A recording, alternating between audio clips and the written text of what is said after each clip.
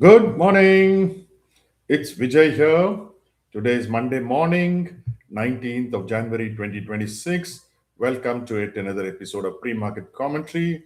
Today is an exciting topic for me to speak on. It's my favorite topic. People who have followed me know that I've been very bullish on precious metals for the last 2 years. And last year, I turned bullish even on base metals. And a few weeks ago, I turned bullish on natural resources, which includes oil.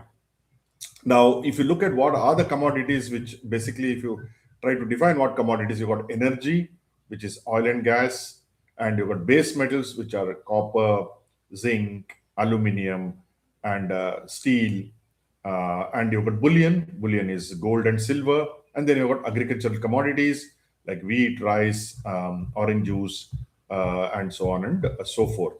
So I have believed strongly that 2026 will be the year of commodities. The reasoning being simple, that geopolitics is really affecting our, the way things are going as far as the commodity prices are there. Now, geopolitics main concern is from Mr. Trump, who creates havoc day in and day out. Now, apart from tariffs, which he levied somewhere in April, then he changed it to August, and then on a continuous basis, he's levying tariffs, removing it. Nobody knows exactly what particular country has got a tariff because he makes some concessions here, some concessions there. Basically, he has created, panic as far as a global, the on the global theater. For instance, the latest what he has done is on Saturday, he said starting February 1st, Denmark, Norway, Sweden, France, Germany, UK, Netherlands, and Finland will be charged a 10% tariff on any and all goods sent to the United States because they are not, supporting his claim on Greenland. Greenland is a country, so you can't simply go and annex it. Or like what they did in Venezuela, they have not annexed Venezuela, but they're now saying that all the resources of Venezuela are American resources. Now, this is what exactly Hitler did in the 1930s, and the European leaders at that point of time did not stop Hitler, and finally, the war started in 1939. But everyone knew, even in the late 1920s, when Hitler came into prominence, people thought he is a nuisance. When 1933 he gained power, people said he will not annex other countries. Now, similar thing is happening to Trump. Luckily, this time the European leaders seem to have learned the lesson and they're hitting back. Now, if they hit back, which they are planning to, because Trump has said that after 10% on June 1st, he will raise it to 25% until such a deal is completed. That is between Greenland and US on one side, and the European leaders agreeing to that.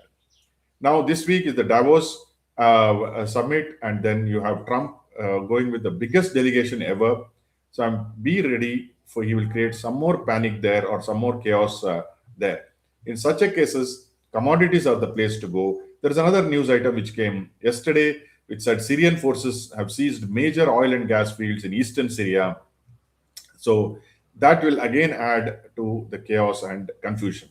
So commodity prices will start rising. Silver and gold have already shown where they're going. Silver hit an all-time high, gold hit an all-time high. Other commodities will sooner or later follow, though there is plenty of oil available, but sooner or later, if countries start fighting among themselves or rebel leaders start taking over the energy installations, oil prices also are likely to go. And then you have less energy resources available today, so coal also will be coal was considered a non-clean resource. Now coal also is expected to go. We are positioned to about close to 70 to 80% in commodities now, actually natural resources I should say, because we've got oil and gas. We also have got coal, apart from base metals and precious metals. Precious metals, of course, we have been holding for last 2 years. And now to add to the confusion, Canada and China have reached a deal on to cut EV and canola tariffs. Now Trump is going to get very angry because he believes that Canada is his country, a part of his country, and now they have gone and struck a deal with China, whom he doesn't like. He considers China as an enemy, and therefore he will create some more problems, is what I suspect. So the easy way out is, for us at least, I thought, is to look at commodities.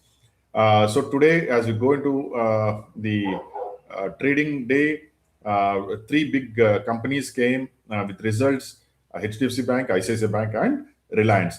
The Gift Nifty is showing some 160 points lower, which is huge. And US futures are lower, but US is on a holiday today because of Martin Luther King's birthday. And so we may see, a lot of volatility beginning at the start. In fact, on Friday, Nifty ended in the green. It snapped a 2-day session losing streak, but the first half was where the bulls were in full form. The second half, the bears came back. Now, the reason being that FIS sold heavily on Friday, and that, they sold about 4,346 crores. DIS could not match them, 3,900 crores. So 411 crores was the net institution sale. I consider this 411 crores would have been bought by the third force, which is a good thing actually. So that was what happened on Friday. Small caps and micro caps also closed in the red. The volumes were very high at 1.25 lakh crores. Then IT saved the day on Friday. We have to see what is likely to happen today. Now, if you look at the results, take Reliance. Reliance has come with moderately good results. I wouldn't say they're great, but the positioning is such that Reliance is highly oversold. So there is a possibility that it may open lower and then it may bounce back, because the big brokerages are all given a buy call on it, though they feel that the results are not that good. Weak results clearly are Soba, Jindal Saw, ICICI Bank. I feel is a very tricky results because results are not good, and also the MD has been given only a 2-year extension, whereas the market was expecting a 3-year extension. In line is HDFC Bank. HDFC Bank has got a huge provisions because of the labor code. IT companies had this problem, but IT companies went up even though results were not good on the face of it. Same thing with HDFC Bank. The results seem not good on the face of it, but because of the provisioning, it looks like the results were, the profits were dragged down. But again, it is all left to positioning. So I expect all three companies to open lower and then buying to come in, or short covering to come into it. Market is extremely, extremely oversold. FIs continue to press sales both in the cash market as well as in the F&O market. So it is not, I feel the probability of it falling dramatically is very low. There could be a 1 or 2% fall overall, but by and large, I think market will be steady. It will be sideways till we get the budget. Budget is going to be the game changer. Which way it will go, we have to see.